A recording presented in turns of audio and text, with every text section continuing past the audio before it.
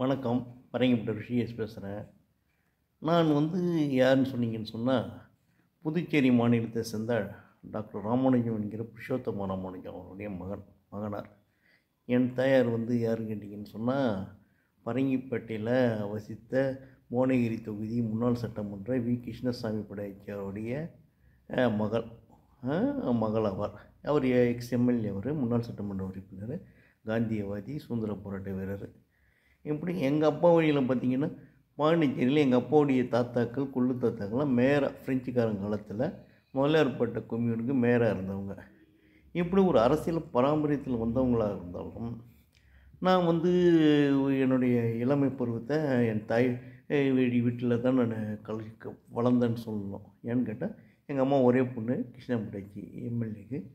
அவர் கிருஷ்ணசாமி படையாச்சியார் பரங்கிப்பட்டை அகரத்தில் நரசிங்க பெருமாள் கோவிலை கட்டுறாரு. கட்டி கும்பாபிஷேகம் பண்ண அன்றைக்கி எங்கள் ஆயா இறந்துடுறாங்க, ஆனந்தவல்லியம்மா. இறந்த அன்னையோட அப்போ அந்த கும்பாபிஷேகப்போ எங்கள் அப்பா ஃப்ரான்ஸ்லேருந்து வர்றாரு. ஃப்ரான்ஸில் வேலை செஞ்சுட்டு இருந்தார். ஃப்ரான்ஸ்லேருந்து வர்றாரு. அவர் பாண்டிச்சேரியில் வேலை செஞ்சுட்டு அப்புறம் ஃப்ரான்ஸில் போய் செட்டில் ஆகி அங்கே வேலையில் இருந்துட்டு ஃப்ரான்ஸ்லேருந்து எங்களை கூட்டு போகிறதுக்காக வர்றாரு.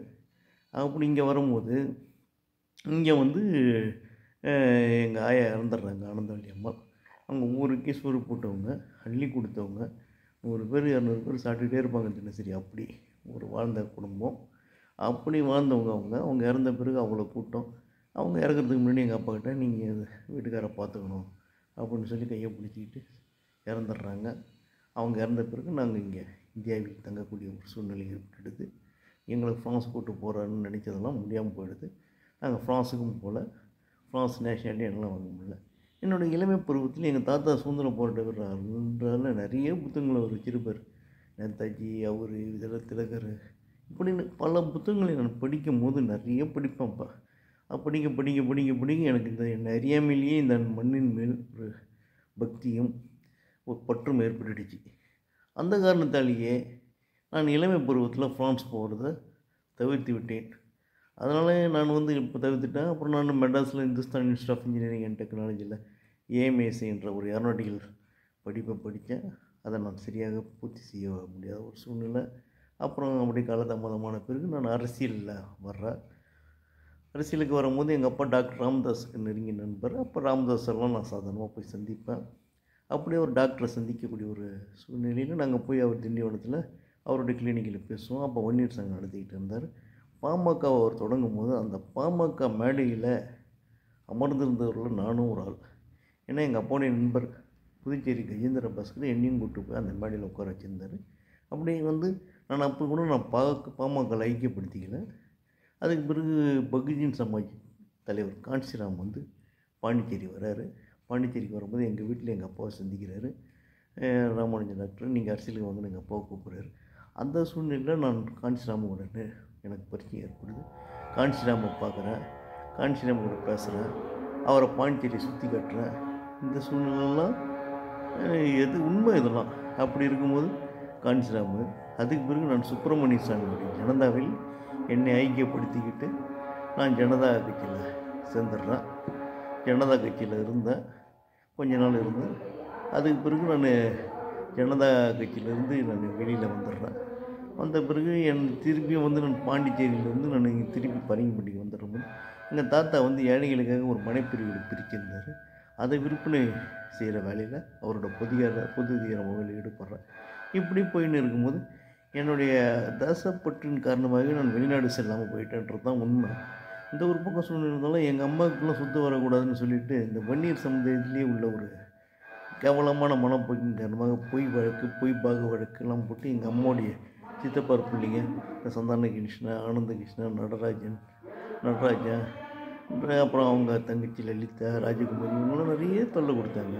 அந்த வழக்குகளெல்லாம் நான் இது பண்ணும்போது நானே நடத்த வேண்டிய ஒரு சூழ்நிலை அப்படிலாம் வந்துச்சு. இப்படி பல சூழ்நிலையும் கடந்து நான் என்னுடைய வாழ்க்கை பயணத்தை தொடரும்போது பல்வேறு கஷ்ட நஷ்டங்களையும் நான் சந்தித்தோம். நாங்கள் மணி விட்டு ஏழையாக ஆகக்கூடிய நிலை இருந்துச்சு. எவ்வளோ நம்ம ஊருக்கு நல்லது செஞ்சாலும் நமக்கு கெட்ட பேரும் செஞ்சிச்சு. இதுதான் உண்மை. அதனால் நல்ல மனுஷனாக மட்டும் இருக்கிறதில்ல, ஆனால் நான் ஃப்ரான்ஸுக்கு போகிற இதே இல்லை, மறந்துட்ட மாதிரியே ஒரு சூழ்நிலை ஏற்பட்டு விட்டது. அதுக்கு பிறகு நான் பார்ட்டின் பர்சனாக வழக்கு நடத்துவது, மக்கள் சிந்தனை, மக்களுக்காக பொதுநல பிரச்சனைன்ற மாதிரி இப்படி இதில் வந்துட்டேன் நான். இதுக்கு பிறகு வந்தது இதுக்கெல்லாம் என்ன காரணம்னு என்னால் இது வரைக்கும் புரிஞ்சிக்க முடியல. நம்ம வாழ்க்கை எங்கேயோ எதுலேயோ செட்டில் ஆக வேண்டியது, எதற்காக நம்ம வெளிநாடு போகாமல் ஃப்ரான்ஸுக்கு போகாத எண்ணம் வந்தது, ஏன் நம்ம இந்த மண்ணை நேசிக்க வச்சுது, இதெல்லாம் எதனாலன்னு நமக்கு புரியல.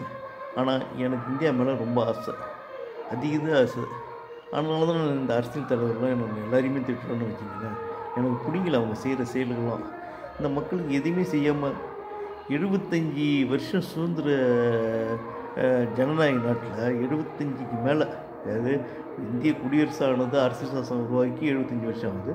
சுதந்திரம் வாங்கி ஒரு 78 வருஷத்துக்கு மேலே 78-79 வருஷத்துக்கு நெருங்கிட்டு இருக்குது. இது வரைக்கும் மக்களுக்கான ஒரு அரசாங்கம் ஏன் ஏற்படலை, மக்கள் நலனை ஏன் சிந்திக்காத தலைவர்கள் இருக்கிறாங்க, இதுதான் என் மனசில் தோண்டிக்கிட்டு இருக்குது. இப்படி இருக்கும்போது இந்த நாட்டை நாசம் பண்ணுறாங்களே. இந்த நாடு எவ்வளோ பெரிய பண்பாடு மிக்க நாடு, கலாச்சாரம் மிக்க நாடு, தொன்மையான நாடு. இவ்வளோ பெரிய மக்களும் 180 கோடி மக்களுக்கும் எவ்வளோ நல்லது செய்யலாம்.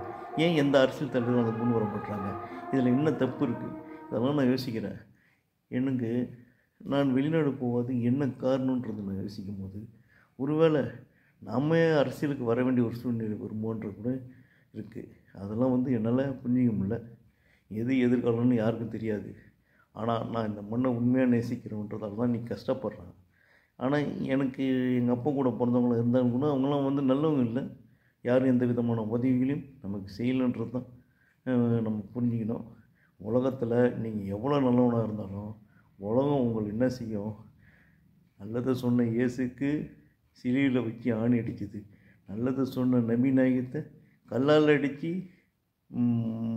மதினாலேருந்து மெக்காவுக்கு திருத்துது. இப்படி உலகம் இந்த மாதிரி மெக்காலேருந்து மதினாவுக்கோ மதினாலேருந்து மெக்காவுக்கோ திருத்திது. இப்படி நல்லது செஞ்சவங்களை பூரா என்ன செஞ்சிருக்கு? காந்தி சுட்டு கொண்டுது. இதுதான் அபிரகாம் லிங்கனை சுட்டு கொண்டுது.